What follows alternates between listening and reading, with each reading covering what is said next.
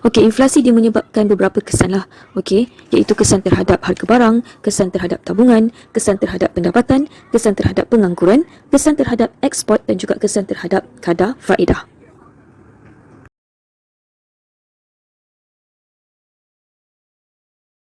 Okey, yang pertama kesan terhadap harga barang. Okey, kesan terhadap harga barang ni, okey, maksudnya inflasi ni dia menyebabkan kenaikan tingkat harga umum. Okey, kenaikan tingkat harga umum ni dia terhadap barang dan perkhidmatan. Maksudnya harga barang dan perkhidmatan kita semakin naik. Okey, bila harga barang naik, okey, menyebabkan kos sara hidup pengguna meningkat. Okey, kos sara hidup kita meningkat. Okey. Kenapa kos sara hidup kita meningkat? Kos sara hidup kita meningkat sebab nilai inflasi dia akan menyebabkan nilai duit kita akan jatuh ataupun kuasa untuk kita beli barang tu pun akan jatuh. So, bila nilai duit kita makin jatuh menyebabkan kita dapat beli barang sikit je. Contohnya, dengan harga RM100 tahun lepas kita boleh beli 10 barang.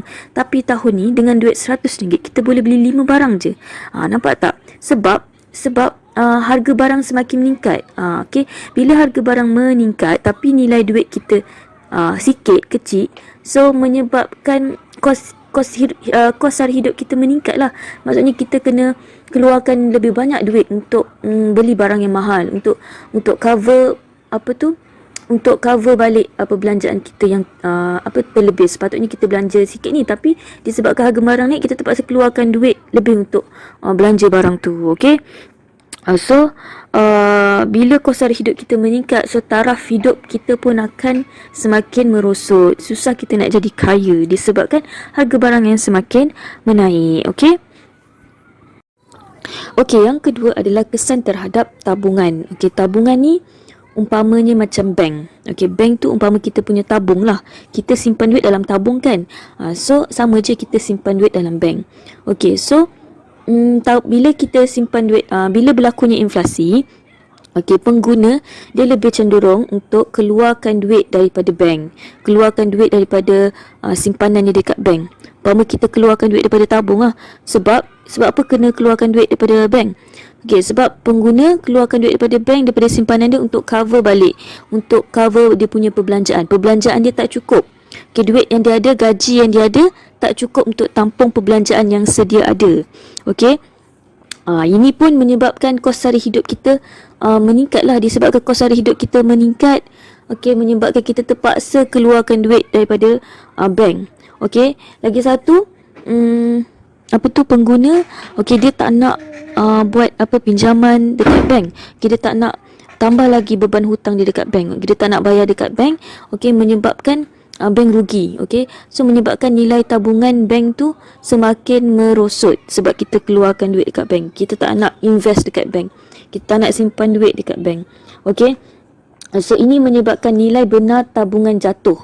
Okey, nilai benar tabungan jatuh ni, okey, contohnya macam, okey, dia antara kadar faedah dekat bank, okay, kadar faedah nominal bank dengan kadar inflasi. Okay, katakanlah contoh kita simpan duit RM10,000 dekat dalam bank. Okay, lepas tu kita simpan duit RM10,000 dekat bank.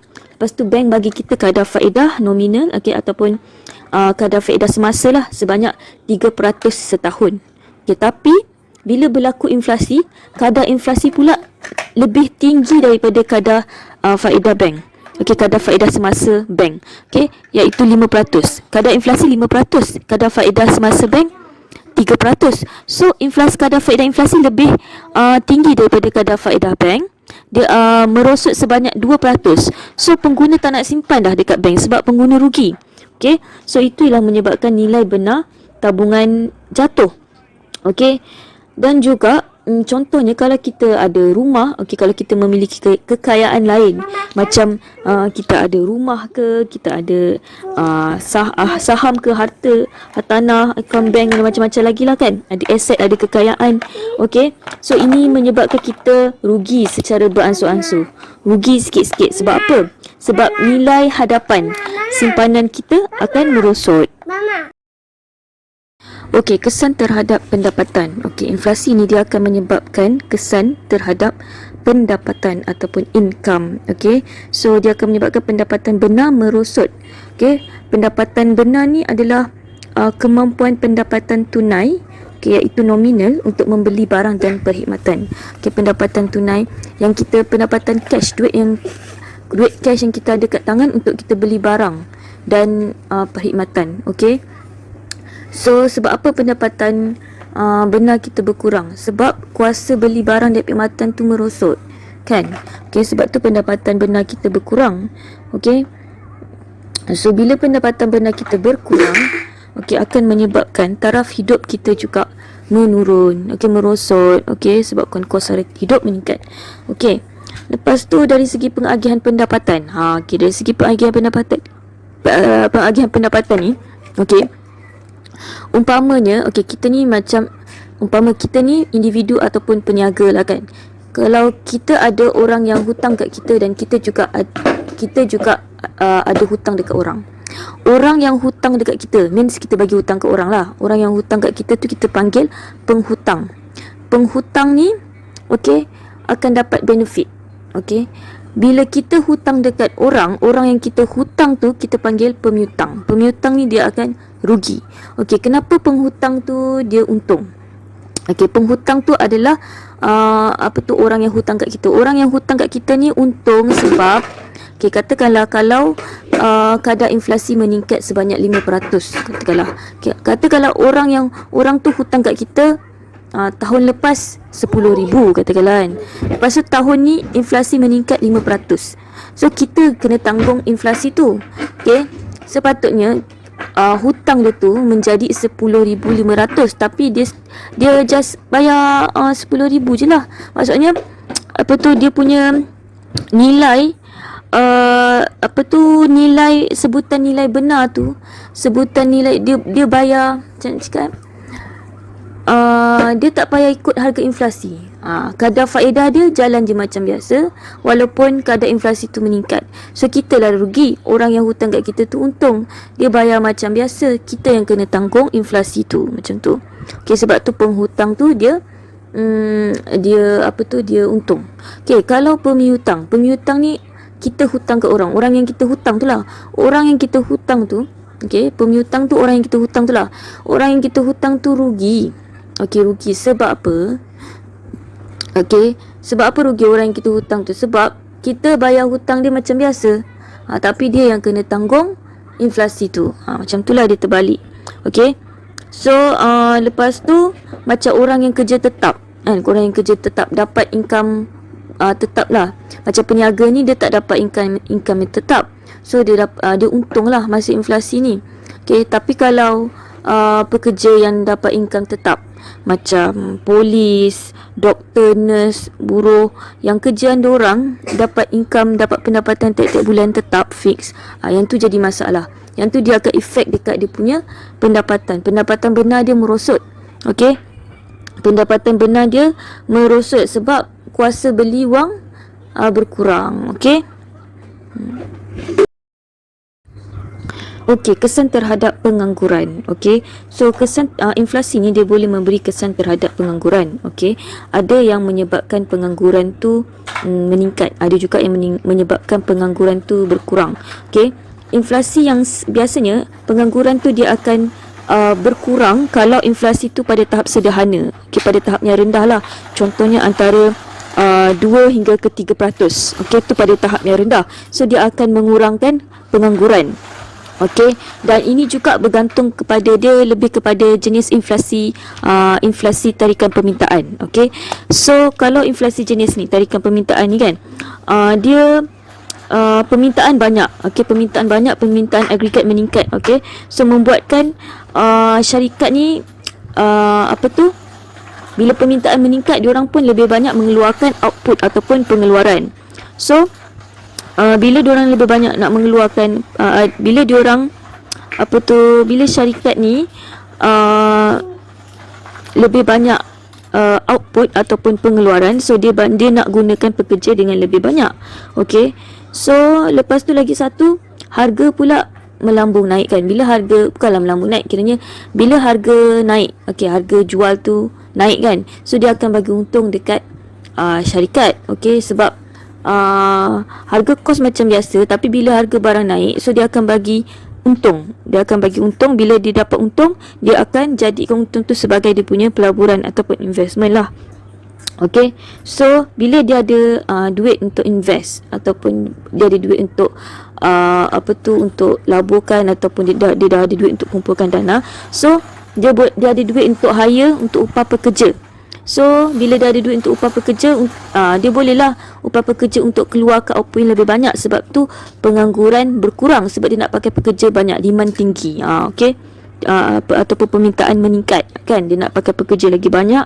Okay, so sebab itulah pengangguran berkurang.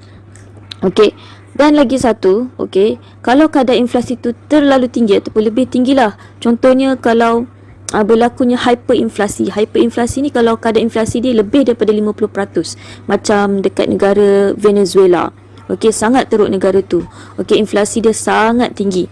Okay, so kalau macam tu, dia akan menyebabkan pengangguran tu meningkat. Okay, kalau kadar inflasi tu tinggi, terlalu tinggi.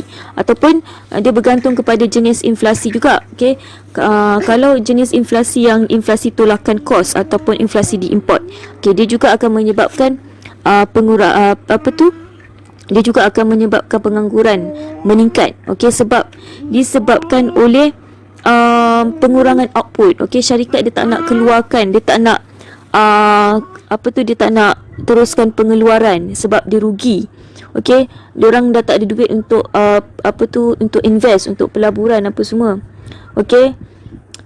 So dia punya, bila diorang tak ada duit untuk melabur apa semua, dia tak ada dana, so dia tak dapat untung. Bila dia tak dapat untung, macam mana dia nak hire pekerja, macam mana dia nak upah pekerja?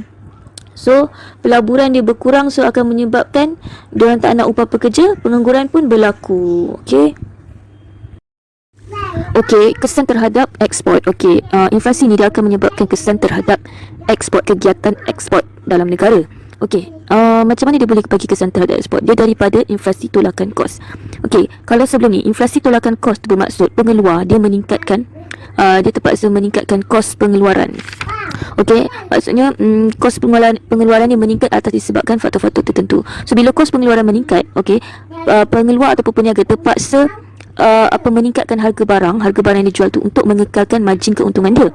So bila harga barang naik, so bila harga barang naik, itu menyebabkan harga ekspor relatif lebih mahal dalam sebutan mata wang asing.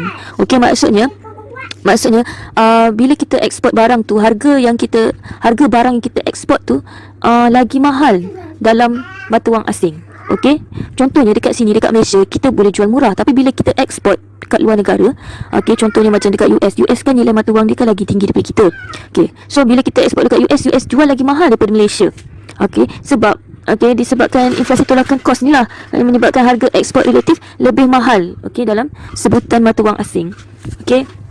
So ini yang menyebabkan daya saing antarabangsa berkurang. Maksudnya keupayaan kita untuk menjual produk dekat negara luar, kita nak jual produk kita, nak pasarkan produk kita dekat luar negara pun makin susah lah.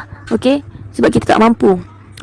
So kalau ekspor kita berkurang, kita peniaga-peniaga kat Malaysia ni, dia tak nak, macam bukan dia tak nak ekspor, dia tak dapat nak ekspor barang dia, kurang permintaan daripada luar negara apa semua kan. So kalau ekspor berkurang, dia akan menyebabkan permintaan agregat berkurang. Maksudnya ekspor berkurang ni disebabkan tak ada permintaan lah, tak ada demand daripada luar negara. Orang tak nak barang Malaysia sebab diorang jual lagi mahal daripada harga dekat Malaysia. Macam tu lah. So bila permintaan agregat berkurang, dan income kita pun akan jatuh. Sebab kalau kita harapkan kita jual barang kat Malaysia je, kita tak dapat income daripada luar negara, so itu menyebabkan income ataupun pendapatan negara kita jatuh lah. Lagi satu, kalau ekspor berkurang, dia menyebabkan permintaan terhadap mata wang tempatan juga berkurang. So maksudnya bila orang tak ada demand, tak ada permintaan terhadap barangan Malaysian, kita pun tak ekspor barang kita kat luar negara. So macam mana orang pun tak pakai ringgit. So orang tak demand, orang tak, permintaan terhadap ringgit Malaysia tu berkurang. Bila permintaan terhadap ringgit Malaysia berkurang sebab kita tak banyak ekspor barang kita, so dia akan menyebabkan nilai mata wang kita semakin menyusut dan menyusut. So bila ekspor berkurang juga, dia akan menyebabkan imbangan pembayaran negara akan efek lah, dia akan memburukkan imbangan pembayaran negara antara import dengan ekspor. Kalau ekspor berkurang, import lagi lebih, so maksudnya dia tak imbang. pembayaran negara kita tak imbang. Okay, kalau import lebih, import tu maksudnya kita beli barang daripada luar negara lagi banyak daripada kita jual barang ke luar negara, so itu akan memburukkan imbangan pembayaran negara. Dia tak bagus lah. Dia bagus kalau ekspor lebih daripada import. Tu bagus. Okay.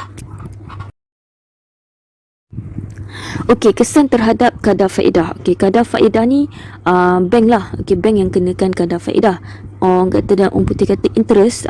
Contohnya macam kalau kita pinjam RM10,000. Okey, RM10,000 dalam masa 5 tahun kita terpaksa kita sebenarnya bayar balik RM15,000 kat bank. Kita pinjam RM10,000 je tapi kita bayar RM15,000 dalam masa 5 tahun. Okey. So RM5,000 itulah keuntungan bank, RM5,000 itulah interest bank. Okey, itu maksud interest ataupun faedah lah. Faedah ni dia ada persen-persen, dia ada peratus dia. So kalau berlakunya inflasi, bank terpaksa naikkan kadar faedah dia sebab diorang pun tak nak rugi, diorang nak untung.